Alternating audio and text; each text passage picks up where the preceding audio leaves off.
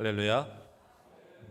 오늘도 우리와 함께 하시는 하나님의 은혜가 함께 예배하는 성도님들과 그 가정 가운데 함께 하시기를 예수 그리스도의 이름으로 간절히 축복합니다. 오늘 저희가 함께 읽은 요한복음 17장은 이제 제가 굉장히 좀 이렇게 은혜를 많이 받은 그런 성경이에요. 제가 우리 교구 성도님들께는 제가 신방하면서 한 번쯤은 제가 요한복음을 정말 사랑하는 걸 말씀드렸었을 거예요. 요한복음 특히 13장부터 17장까지를 제가 정말 사랑하는 이유는 거기 예수님께서 정말 얼마나 우리를 사랑하셨는지 그 절절한 예수님의 기도의 내용들이 담겨 있어요. 17장은 특별히 그러하거든요. 그래서 오늘 말씀을 가지고 우리가 삼위 하나님에 대해서 우리 성도님들과 함께 그 하나님의 깊은 사랑을 누리는 귀한 시간 되기를 소망합니다. 우리가 오늘 함께 나눌 하이델베르그 요리문답 8주차 24문과 25문은 이제 사도신경에 등장하는 삼위 하나님에 대해서 질문하고 있습니다. 이 질문을 간단하게 축약하면은 우리의 신앙의 대상이 누구냐라는 거예요. 하나님을 아는 지식에 대해서 물어보고 있어요. 오늘 우리는 그것을 확실하게 알아야 됩니다. 나는 누구를 믿는가? 내가 믿는 하나님, 나의 신앙의 대상이 과연 누구이신가? 그것을 확실히 알아서 하나님을 아는 지식을 힘입어 하나님께서 주시는 풍성한 은혜를 누리시는 저와 여러분 될 수 있기를 축복합니다. 그 방금 말씀드린 하나님을 아는 지식이 매우 중요한데요. 여기서부터 문제가 발생하게 됩니다. 과연 피조물인 우리 인간들은 창조주인 하나님을 완전하게 알 수 있을까요? 이거 약간 유행어인 것 같은데, 자, 1번 알 수 있다, 2번 알 수 없다. 낸들 알겠느냐? 이거 유행어 될 것 같아요. 한 번씩은 해야 되는 것 같더라고요. 피조물인 우리 인간들은 하나님을 완전하게 알 수 없습니다. 성경은 분명히 우리에게 하나님을 아는 지식을 제공합니다. 그러나 우리가 하나님을 안다는 것은, 하나님을 완전히 안다는 건 불가능한 영역입니다. 하이델베르크 요리문답을 저술한 우르시누스조차도 하나님은 정의할 수 없다. 그는 광대무변한 분이시며 또한 우리가 그의 본질에 대해 무지하기 때문이다. 다만 그가 자신에 대해 행하신 계시를 근거로 하여 어느 정도까지는 그를 묘사할 수는 있을 것이다. 이렇게 말했어요. 말씀드렸던 대로 하나님을 완전히 알기 어려운 이유가요, 제가 예를 들어서 한 가지를 설명해 드려 볼게요. 하나님의 속성 중에서 초월성이라는 것이 있습니다. 하나님은 시간과 공간을 초월하시는 분이에요. 잘 따라오세요. 그런데 이 초월이라는 것은 시간과 공간이라는 개념들이 하나님께서 창조하신, 그래서 하나님께 종속되는 개념이라는 거예요. 하나님께는 시간이라는 개념과 그리고 공간이라는 개념을 넘어서는 하나님이시라는 것을, 그런 개념이 바로 하나님의 초월성이라는 개념인데요. 우리는 과거부터 미래로 나아가는 직선적인 역사관을 가지고 있어요. 우리는 그런 직선적인 시간을 살아가고 있는데, 하나님은 시간과 공간이란, 우리가 속해 있는 시간과 이 공간이라는 개념조차도 그 안에 하나님이 계시는 것이 아니라 시간과 공간이 하나님께 종속되어 있는 개념이라는 거예요. 그래서 우리 하나님은 무소부지하시고요, 그래서 우리 하나님은 영원하신 하나님이라는 거예요. 결국에는 인간적인 관점에서 표현하는 건데, 사실 이것도 완전한 표현은 아닙니다. 그 영원이라는 것도, 그 무소부재라는 것도 결국에 하나님께 종속되는 개념이기 때문이죠. 제가 이것을 이렇게 주구장창 설명드리는 이유는 이 하나님의 초월하심이 결국에는 우리가 경험해 보지 못했기 때문에 닿을 수 없는 영역이라는 거예요. 그런데 이 하나님의 초월하심이 우리에게 은혜가 되는 것은, 시간과 공간이라는 것은 하나님께서 창조하시는 것으로 시간과 공간도 하나님께 종속이 되지만, 하나님은 우리를 너무 사랑하셔서 우리의 시간과 우리의 공간 속으로 들어오셨다는 거예요. 이것이 얼마나 우리에게 은혜가 됩니까? 우리 예수님은 우리가 살고 있는 시간 속으로, 우리가 살아가고 있는 공간 속으로 들어오셨어요. 그리고 우리를 위해 죽으시고 우리를 다시 살아나셨죠. 이것이 하나님의 초월성이 우리에게 주는 은혜입니다. 이렇게 은혜로움에도 불구하고 우리 인간은 하나님을 아는 것이 어렵습니다. 왜냐하면 인간은 필연적으로 축적된 경험을 바탕으로 지식을 습득하게 되기 때문입니다. 자, 여러분, 상한 것을 먹으면 어떻게 될까요? 상한 것 먹으면 될까요? 안 될까요? 안 되죠. 그것을 어떻게 알았을까요? 과거의 인간들이 누군가는 상한 것을 먹고 아주 큰 일을 경험했기 때문에, 아, 상한 것을 먹으면 죽을 수도 있구나 라는 것을 자기 아들에게, 딸에게 전해 주었겠죠. 상한 거 먹어보니까 죽겠더라. 너는 먹지 마라. 이러면서 인간의 축적된 경험들이 바탕으로 쭉 내려와서 상한 것을 먹으면 죽는다라는 지식이 성립이 되는 겁니다. 그런데 인간에게 또 다른 지식이 생겨나죠. 어떤 지식일까요? 상한 것은 무조건 먹으면 안 된다? 아니죠. 상한 것 중에 먹어보니 맛있는 게 있더라 라는 지식도 생길 수가 있어요. 예를 들어 삭힌 홍어 같은 거요. 먹어보니까 짜릿해. 막 이상한 암모니아 냄새가 나는데 다음에 또 먹어보고 싶어. 근데 먹었는데 안 죽어. 그러니까 이제 후대에게 또 전하겠죠. 그 지식을. 야, 홍어가 내가 어쩌다가 상한 홍어를 먹어봤는데 이 기가 막힌다. 여러분, 근데 저는 삭힌 홍어 별로 안 좋아합니다. 제가 좋아해서 그런 게 아니고 그런 분들이 있을 수 있잖아요. 저는 호와 불호 중에 저는 대부분 음식은 불호예요. 민트 초코 되게 싫어하고 그래요. 그런데 그런 것들이 쌓여서, 그런 경험들이 쌓여서 지식이 되겠죠. 하나 더하기 하나가 둘이라는 것을 경험한 인간들이 그 후대에게 하나 더하기 하나가 이더라 라는 것을 전해주었기 때문에 그 경험을 바탕으로 지식이라는 것이 생겨나요. 그런데 우리 하나님은 경험할 수 없는 지식이라는 거예요. 우리가 시간을 초월하는 경험을 해봤겠습니까? 공간을 초월하는 경험을 해봤겠습니까? 경험해보지 않았기 때문에 그것이 우리가 닿을 수 없는 영역인 거예요. 거기에다가 우리의 지성은 타락하고 부패해서 하나님을 아는 지식이 협조적이지가 않아요. 우리 인간은 본성적으로 하나님을 멀리하게 돼 있어요. 타락하고 부패한 우리의 본성은 하나님을 아는 것에 협조적이지가 않아요. 그러므로 하나님을 아는 바른 지식이라는 것은 우리 인간에게는 닿을 수 없는 어떤 영역과도 같아요. 우리가 부활해서 완전함을 얻기 전까지는요. 그럼에도 불구하고 우리가 하나님을 알기 위해 애를 써야 하고 하나님을 아는 지식을 얻기 위해서 애쓰고 몸부림쳐야 하는 이유는 하나님을 바르게 알아야 우리가 바르게 예배할 수 있고 우리가 바른 신앙을 얻을 수 있기 때문입니다. 그것이 하나님을 아는 지식으로부터 얻어질 수 있어요. 조금 쉬운 예를 들어드리면요, 한 3, 4년 전에 젊은이들 사이에서 구찌라는 메이커가 되게 유행을 했었어요. 이 남방을 입고요, 이 안에다가 구찌가 GUCCI거든요. 요거를 입는 게 되게 유행을 했었어요. 그 티셔츠가요, 그 티조가리 하나에 50만 원씩 해요. 그런데 그거를 그렇게 젊은이들이 아르바이트하고 막 그래서 사서 입었어요.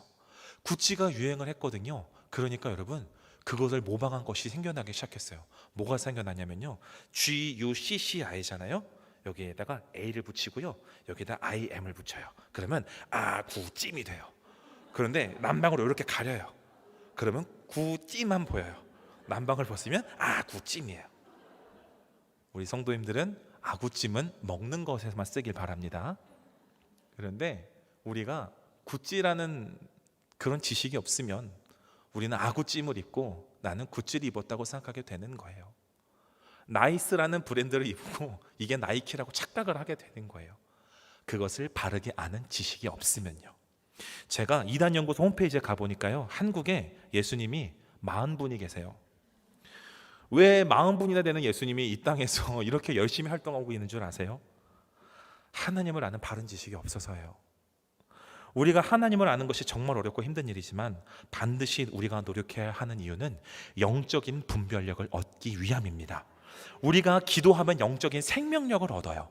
그런데 영적인 분별력은요, 하나님을 아는 바른 지식에서 옵니다. 그리고 그 하나님을 알아가며 우리에게 주시는 은혜가 얼마나 풍성한지요.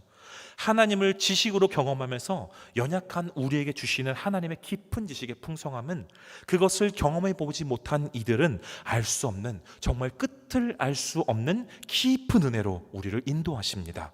그래서 우리가 이렇게 깊은 하나님의 풍성함을 누리기 위해 수요일마다 교리를 공부하는 것입니다. 이 시간 가운데 하나님을 알아가는데 힘쓰는 저 여러분 될 수 있기를 축복합니다. 지난주에 우리가 서론이 여기까지 지나갔어요.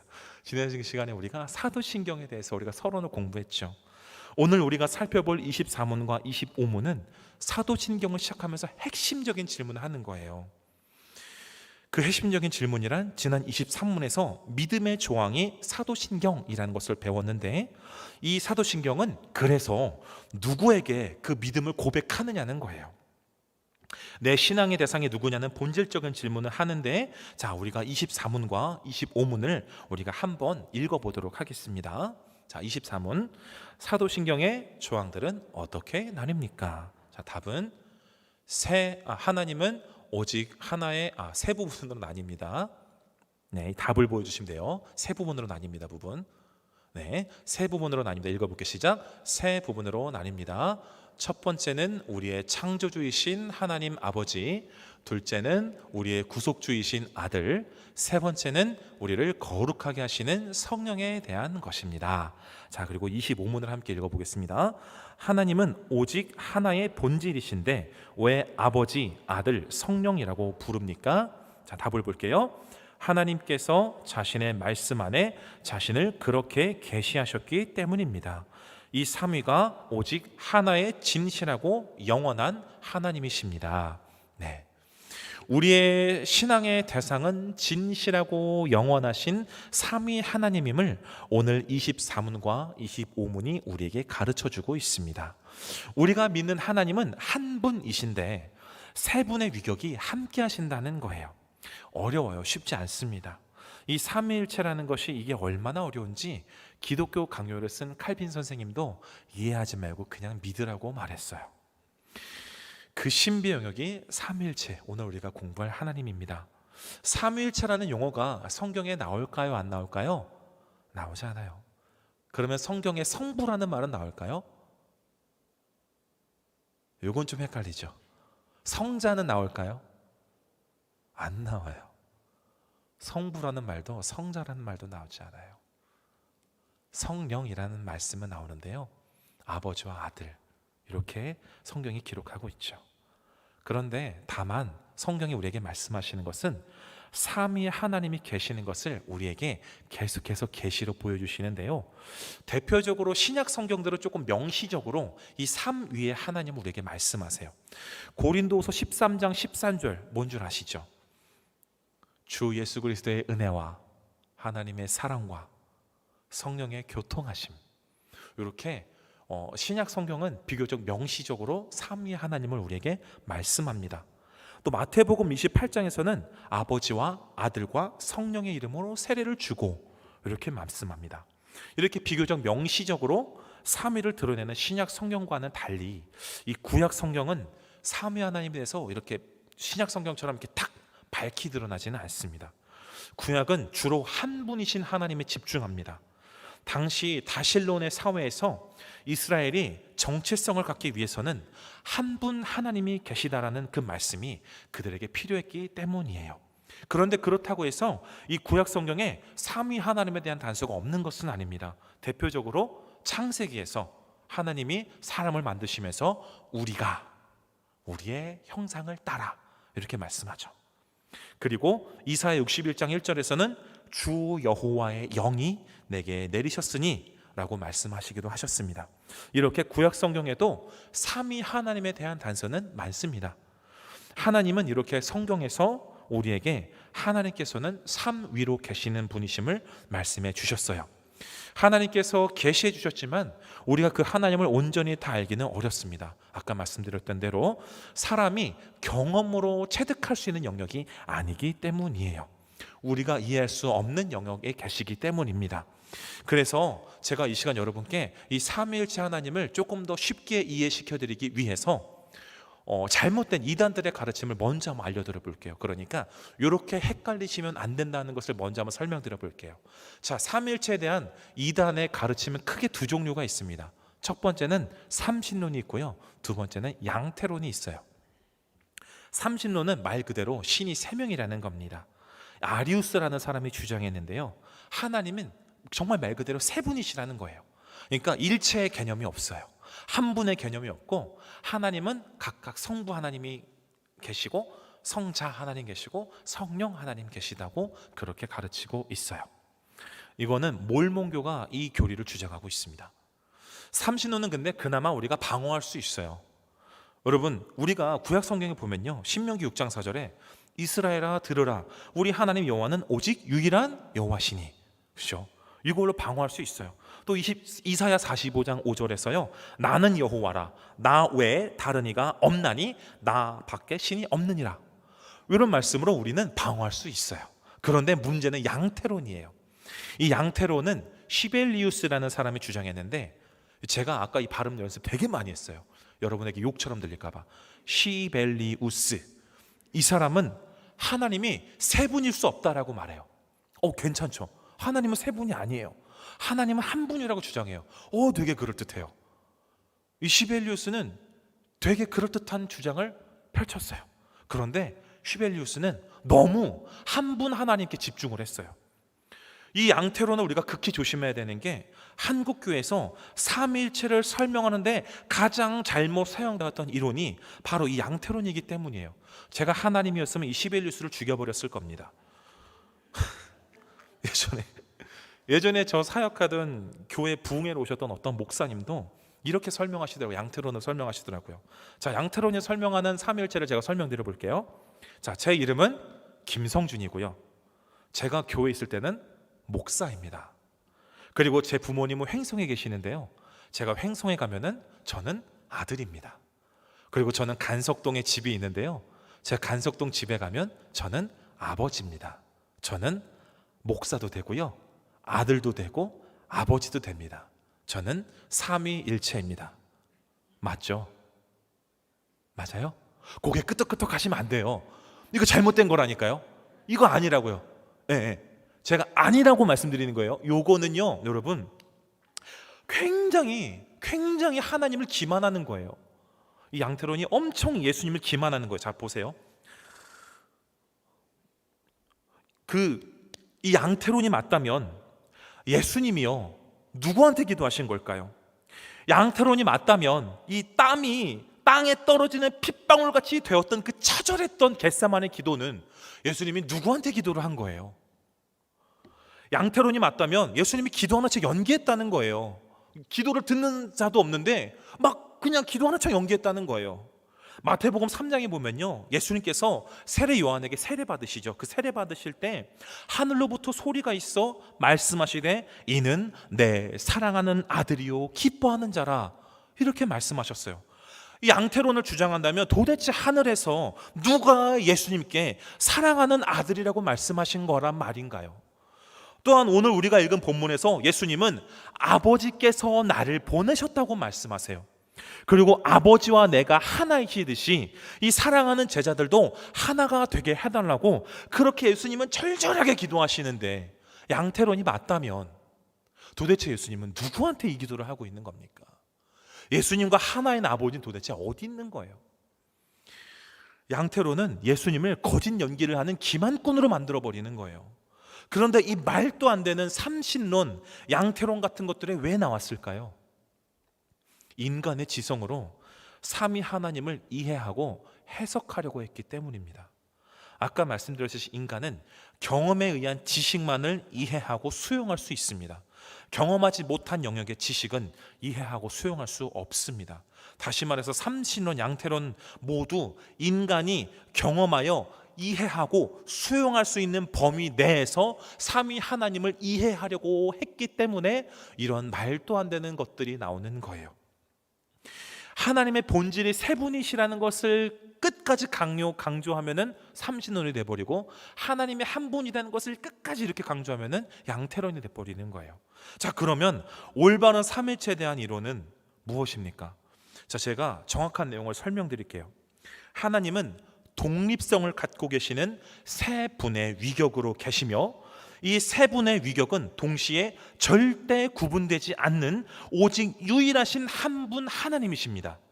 절대 구분되지 않는 오직 유일한 한 분이신 삼위의 하나님은 다시 각각의 독특한 독립성을 갖는 사역을 하시는데, 성부께서는 우리를 만드시고 율법을 주시고 다스리시고, 성자께서는 영원전부터 계신 말씀이신데 그분은 우리의 유일한 중보자가 되시며 우리의 구원자가 되십니다.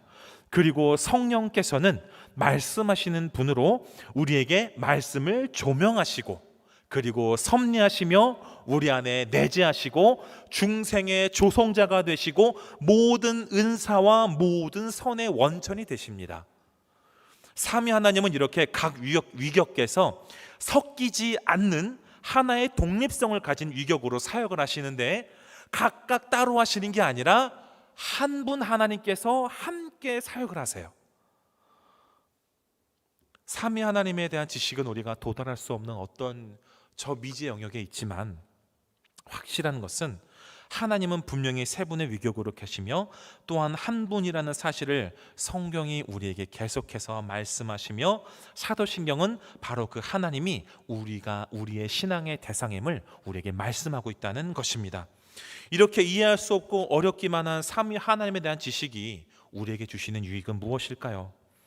이 신비하고 놀라운 지식이 정말 우리에게 귀한 의미가 되고 은혜가 되는 것은 우리가 삼위 하나님을 완전히 이해할 수 없기 때문이에요. 이게 무슨 말인가 싶으실 텐데, 우리가 이해할 수 없기 때문에, 우리가 다 알 수 없기 때문에 역설적으로 이 신비로운 지식이, 이 신비로운 비밀이, 이 아름다운 비밀이 사람의 머리로부터 출발하지 않았다는 사실, 그런 역설적인 증거가 되는 것입니다. 세상의 대부분의 종교는 신이 명확합니다. 다수이거나 단수예요. 그렇죠? 세상의 대부분의 종교는요, 신이 많거나 신이 하나예요. 그런데 3은 1이고 1은 3이다라는 이런 모순적인 신관을 갖는 것은 우리밖에 없어요. 사람의 지식과 개념이 최대까지 다다른 것이 삼신론과 양태론이에요. 이 이상은 사람이 경험해보지 않고 닿지 않은 영역이라서 이해할 수 없는 영역이라는 것입니다. 그런데 하나님은 분명 산 위로 계시는 하나님이 한 분이심을 성경이 우리에게 계속해서 말씀하고 있다는 거예요. 이 하나님에 대한 지식이 우리가 완전히 이해할 수 없음은 오히려 역설적으로 하나님이라는 존재가 사람의 지식과 사람의 이해에서, 사람의 머리에서 출발하지 않은 분이심을 우리에게 역설적으로 증명한다는 겁니다. 더 나아가서 삼위로 계신 하나님께서 우리에게 정말 큰 은혜가 됨은 삼위 하나님의 영원한 사랑 가운데 우리를 초청하시기 때문입니다. 오늘 본문 17장에서 예수님은 우리에게 이렇게 말씀하세요. 자, 우리 22절과 23절을 다시 한번 우리가 함께 읽어보겠습니다. 함께 읽겠습니다. 시작. 내게 주신 영광을 내가 그들에게 주었사오니 이는 우리가 하나가 된 것 같이 그들도 하나가 되게 하려 함이니이다. 곧 내가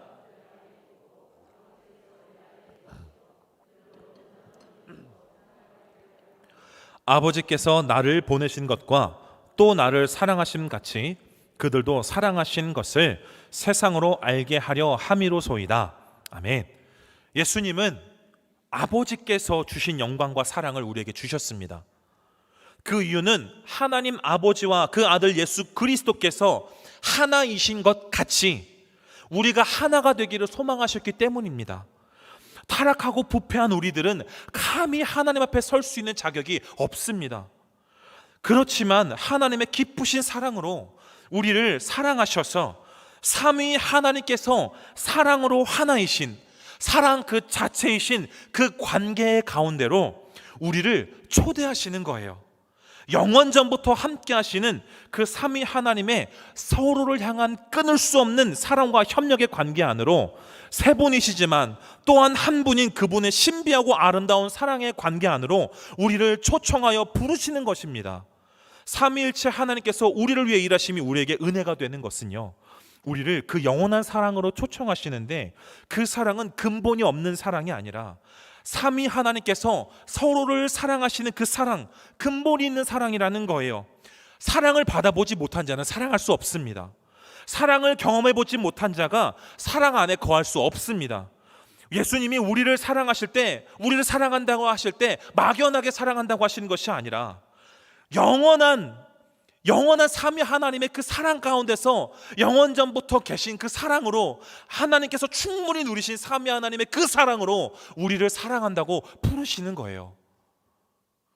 그 아름답고 그 완전한 깊은 사랑으로 우리를, 자격 없는 우리를 초청하며 부르시는 것입니다. 복수이시지만 단수로 존재하시는 이해할 수 없는 신비 가운데 계신 하나님은 당신이 그러셨던 것처럼 복수와 다수로 존재하는 우리를 예수 그리스도를 머리로 하는 하나의 공동체로 묶으셨어요. 그것이 바로 교회예요. 그런데 그 교회라는 그 하나의 공동체 속에서 다시 단수로 존재하는 우리 한 사람 한 사람을 하나님이 지극히 사랑하시고 돌보시고 인도하시며 우리를 이끄십니다. 그리고 우리에게 원하시는 것은 삼위 하나님께서 세 분이시지만 한 분이시듯이 다수로 존재하는 우리가 한 사람 한 사람 서로 다른 너와 내가 모인 우리 이 낙원제일교회라는 공동체가 이제 예수 그리스도 안에서 사랑으로 하나가 되기를 우리 예수 그리스도께서 소망하시는 것입니다. 왜 그토록 우리가 하나가 되기를 원하실까요? 오늘 본문 23절 다시 한번 읽어보겠습니다. 본문 23절입니다. 곧 내가 그들 안에 있고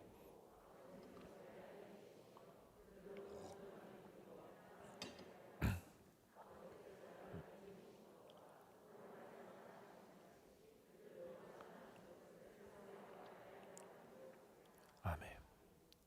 아버지의 사랑을 우리에게 알게 하시려고 예수님께서 우리가 온전히 하나가 되길 바라시는 이유는요, 우리가 그 사랑 가운데 거하며 사랑으로 하나가 될 때에 그 하나된 공동체 가운데 내려주시는 하나님의 깊으신 사랑을 힘입어 우리 가운데 하나님 아버지께서 예수 그리스도를 보내주신 하나님 아버지께서 그 아들 예수 그리스도를 사랑하신 것 같이 우리도 사랑하고 계심을 알게 하시려고 우리가 하나가 되기를 바라셨어요.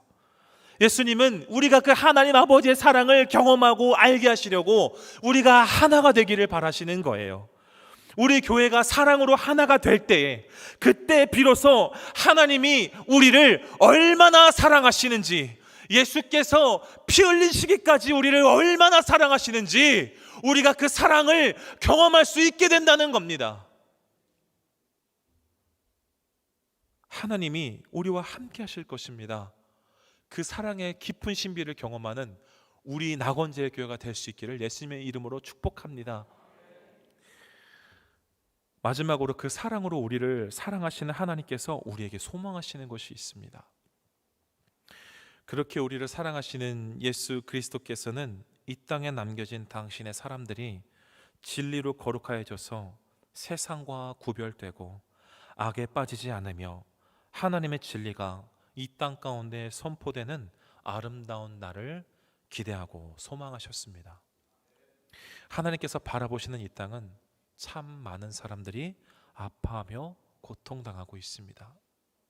이 땅 가운데에서 진리를 통해 아버지와 아들을 알고 그 삼위 하나님을 믿음으로 세상으로부터 구별된 우리가 예수께서 그토록 지키고 싶어 하셨던 그리스도인인 우리가 지금도 고통하고 지금도 아파하며 신음하는 진리를 모르는 자들에게 나아가서 아버지와 아들의 그 영원한 신비한 사랑 안으로 삼위 하나님의 말로 다 알 수 없는 크신 사랑 가운데로 우리를 부르시는 그 아름답고 신비한 사랑을 전하며 위로하는 것이 우리를 사랑하시는 예수 그리스도께서 이토록 절절하게 아버지께 기도하며 그토록 지키고 싶어 하셨던 우리에게 원하시는 모습 아니겠습니까? 사랑하는 여러분, 우리는 예수 그리스도의 사랑을 경험했잖아요. 맞죠? 맞으시죠? 우리 사랑하는 성도 여러분, 하나님 사랑 가운데 늘 거하고 계시죠? 맞습니까? 그 예수께서 여러분을 그토록 지키고 싶어 하셨어요. 하나님 아버지께 절절히 기도하면서 이들을 지켜달라고, 그리스도인들 지켜달라고 예수님이 절절하게 기도하셨어요. 그리고 우리 예수님께서 우리에게 원하시는 것은 하나가 되어서 아버지가 나를 사랑하시는 것을, 그리고 그 사랑으로 여러분을 사랑하는 것을 우리가 깨달아, 그리고 그 사랑을 세상으로 알게 하시려고 우리가 나아가서 그 사랑을 세상에 증거하게 하시려고 예수께서는 그토록 우리를 지키고 싶어 하셨고 우리가 하나 되게 하셨습니다. 사랑하는 낙원제일교회 성도 여러분, 하나님께서 우리를 그 아름답고 신비한 사랑 안으로 부르십니다. 그리고 우리가 그 사랑 안에서 하나가 되기를 원하십니다. 더 나아가서 우리가 세상 가운데로 나아가 고통 가운데 신음하는 많은 사람에게 그 사랑을 전하고 위로하고 그 사랑 안으로 함께 들어와서 하나가 되길 기대하고 소망하십니다. 하나님의 사랑 가운데 거하며 그 사랑과 위로를 전하는 저와 여러분 되기를 예수님의 이름으로 축복합니다. 우리가 이 시간 함께 기도하길 소망합니다. 우리를 사랑으로 부르신 그 사랑 안에 우리 교회 공동체가 하나가 되게 하시고 사랑하며 연합함으로 우리가 건강하게 믿음으로 세워지는 교회가 되도록 주여 우리와 함께하여 주옵소서. 더 나아가서 이 시대와 이 지역에 그 하나님의 아름답고 신비한 사랑을 전하는 교회가 될 수 있도록 주여 우리와 함께하여 주시옵소서. 우리 시간 주여 한번 크게 외치고 통성으로 기도하며 나아갑니다. 주여